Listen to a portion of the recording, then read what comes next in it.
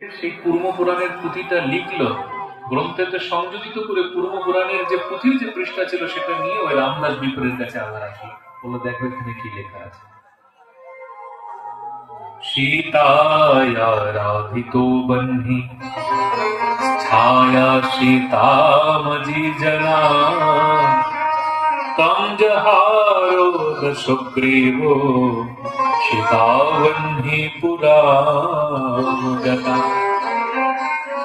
परीक्षा समये बन्ही छाया सीता विवेशसा बन्ही सीतां समानियो सपुरादानुनीयया। পূর্ব পুরাণে লেখা আছে অগ্নিদেব সীতা দেবীকে নিয়ে নিলেন, আর মায়া সীতাকে হরণ করেছিলেন রাবণ। যখন অগ্নি পরীক্ষার সময় এসেছিল তখন ছায়া সীতা অগ্নিতে প্রবেশ করে দিলেন, আর অগ্নির দেব তিনি প্রকৃত সীতা দেবীকে অগ্নি পরীক্ষার সময় রামচন্দ্রকে ফিরিয়ে দিলেন। এসব ভগবানের লীলা।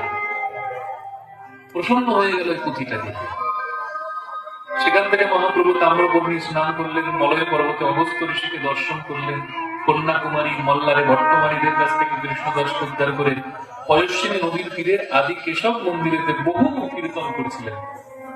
সেখানে মহাপ্রভু ব্রহ্ম সংহিতাতে অনন্ত পদ্মনাভ শঙ্করাচার্যের সিংহারি মঠ, মৎস্যতীর্থ গুরু মধ্যাচার্যের স্থান, সেই স্থানে গিয়ে মহাপ্রভু তাদেরকে বিষ্ণু ভক্তির উপদেশ করলেন, শ্রবণ কীর্তনের উপদেশ করলেন। সেই স্থান থেকে আসলেন মহাপ্রভু কল্পতীর্থ, গোকর্ণ, শিব, পাণ্ডুপুরে বিঠ্ঠলার দর্শন করলেন। শ্রীরঙ্গপুরীর নিকটে গেলে শ্রীরঙ্গপুরী বললেন, বিশ্বম্বর তোমার জ্যেষ্ঠ ভ্রাতা যে বিশ্বরূপ তার তো প্রাপ্তি হয়ে গেছে। নিজে জ্যেষ্ঠ ভ্রাতা বিশ্বরূপের নির্বাণ কথা শ্রবণ করে মহাপ্রভু খুব রোদন করেছিলেন। সেই স্থান থেকে আসলেন কৃষ্ণ বেনা নদীর তীরে। সেখানে মহাপ্রভু কৃষ্ণ কর্ণামৃত পেলেন, বিল্লমঙ্গলে রচিত। সেখান থেকে মহাপ্রভু তাপ্তি স্নান, নর্মদা স্নান, ঋষভ পর্বত দর্শন, দণ্ডকারণ্য, ভগবান রামচন্দ্রের বনবাসের সমস্ত স্থান দর্শন করতে করতে পঞ্চবতী, নাসিক, ব্রহ্মগিরি, কুশাবর্ত, যেখানে গোদাবরীর আবির্ভাব হয়েছে, সেখান থেকে আবার বিদ্যানগর আসলেন, রায় রামানন্দের সাথে মিলিত হলেন, ব্রহ্ম সংহিতার কৃষ্ণ করণামৃত গ্রন্থ অর্পণ করলেন রায় রামানন্দের কাছে, এবং মহাপ্রভু রায় রামানন্দকে বললেন তুমি শীঘ্র নীলাচলে আসো। রায় রামানন্দকে বিদায় জানিয়ে মহাপ্রভু তিনি আবার কীর্তন করতে করতে আলারনাথে আসলেন। কৃষ্ণদাসকে পাঠিয়ে দিলেন, বললেন যাও বলে দাও আমি চলে এসেছি। সব ভক্তরা ছুটতে লাগলেন আলারনাথের দিকে।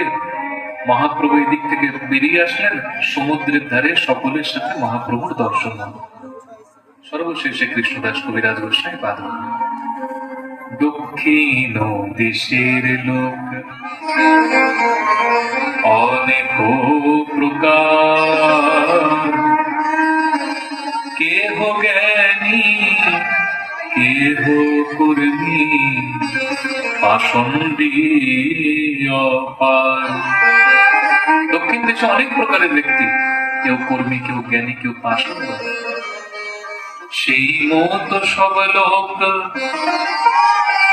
প্রভুর দর্শন প্রভাবে নিজ নিজ মত ছাড়ি হইল বৈষ্ণব।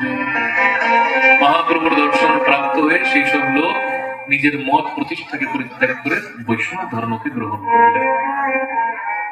ভগবানের এই সামর্থ্য আছে, আমরা তো বলে বলেও হয় না। আর লেখা আছে সেই সব লোক প্রভুর দর্শন ও প্রভাবে, মানে মহাপ্রভুকে দর্শন করে সব পরিত্যাগ করে বৈষ্ণব হয়ে গিয়েছিল। তারা সবকিছু সদাচার পালন করত। মহাপ্রভু যেইভাবে তাদেরকে আদেশ করেছিলেন সেই আদেশ তারা সেইভাবেই রক্ষা করেছিলেন।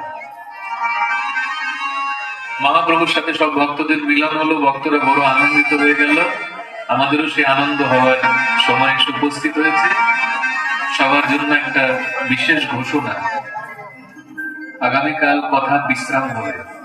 আগামীকাল সপ্তম তথা বিশ্রাম দিবস।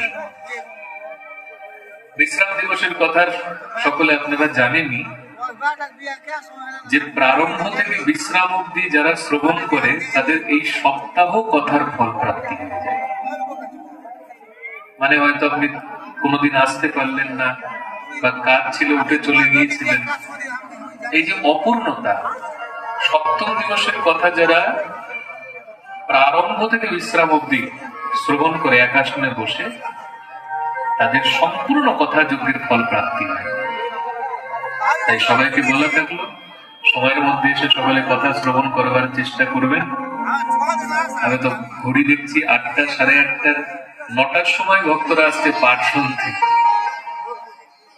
হ্যাঁ, গেট খোলা আছে যে এখনো কত কত ভক্ত আছে পাঠ শুনতে, এখন বিশ্রাম হলে এখন শুনতে আসছে।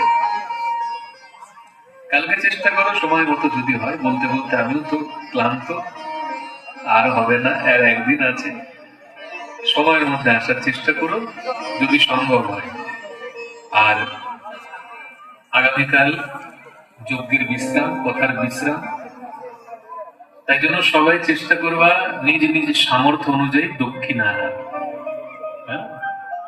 কারণ সকল কিছু পরিপূর্ণ হয় দক্ষিণার পর। দক্ষিণা না হলে পরে যজ্ঞ অসম্পূর্ণ থাকে।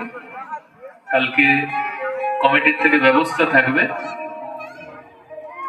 আপনারা সবাই উঠতে পারবেন স্টেজে, কারণ অনেক বড় স্টেজ আছে, উঠে নামার সুবিধা আছে। কমিটির দাদারাও আছে, সব হেল্প করবে। আপনারা স্বয়ং এসে ভাগবতে প্রণাম করবেন, ঘর থেকে পুষ্প, তুলসী, মালিকা যদি সম্ভব হয় আনবেন, ধূপ প্রদীপ নিয়ে আসবেন। আপনারা যে যে আসন থেকে আরতি দেখাতে পারেন, ভাগবতে অর্পণ করে যেটা আপনাদের সামর্থ্য দক্ষিণা, যেরকম দক্ষিণা কমিটিকে দেন সেটা আনবেন কমিটির জন্য, আর ব্রাহ্মণের দক্ষিণা আলাদাই আনবেন। যার যেরকম রুচি সে সেই প্রকার দক্ষিণা ভগবানের সমর্পণ করবে। এবং আগামী পরশুদিন সকালবেলায় যজ্ঞ হবে। আপনাদের সবাই যজ্ঞে আহুতি করতে পারবেন, অনেক বড় যজ্ঞ হবে, ব্যবস্থা হচ্ছে। গ্রামবাসী বা যারা প্রতিদিন শ্রবণ করছেন তারা প্রত্যেকে যজ্ঞে আহুতি দিতে পারবেন। যজ্ঞ সেবার জন্য আপনারা আতপ চাল, তিল, জল, ঘৃত, কাষ্ঠ, কুশ, পুষ্প, তুলসী সব আনতে পারেন ঘর থেকে। আর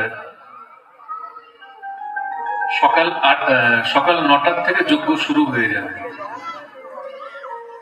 সকাল 9টা থেকে যজ্ঞ প্রারম্ভ হয়ে যাবে, আর যথাসময়ে যজ্ঞ বিশ্রাম হয়ে যাবে 12টার মধ্যে। তারপর আসলে পরে আর কেউ আহুতি দিতে পারবে না। যারা আহুতি দিতে চান তারা 9টার মধ্যে চলে আসে। 9টার পরে যদি কিছু নিয়েও আসেন, আপনাদের সেই দ্রব্য গ্রহণ করা যাবে না, কারণ যজ্ঞে অর্পণ হয়ে যাবে।